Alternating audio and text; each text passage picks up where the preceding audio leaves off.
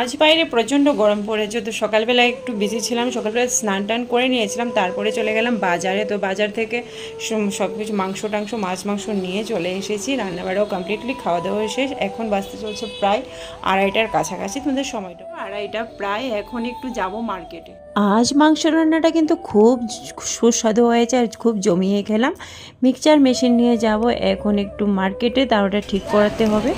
তো যাই হোক, এখানে শপিং মলে একটু ঢুকেছিলাম, একটু শপিং করবো, আর এগুলো কিনে নিয়েছি। সেগুলোকে বাড়িতে নিয়ে গুছিয়ে তারপর তোমাদের ভিডিওতে আনবো, তো দেখবে। মার্কেট থেকে আসার পর কিন্তু এই জিনিসটা সুন্দর করে ডেকোরেট করে নিয়েছি। কেমন হলো কমেন্ট করে বলবে। জিনিসটা কিন্তু খুব সুন্দর, তো দেখতেও খুব ভালো লাগছে। আর এই পাশটা দিয়ে আনলাম এই জিনিসটা, এটাও কিন্তু খুব সুন্দর। এটাও আনকমন অরিজিনাল পাতার মতন কিন্তু লাগছে। দেখো খুব সুন্দর জিনিসটি।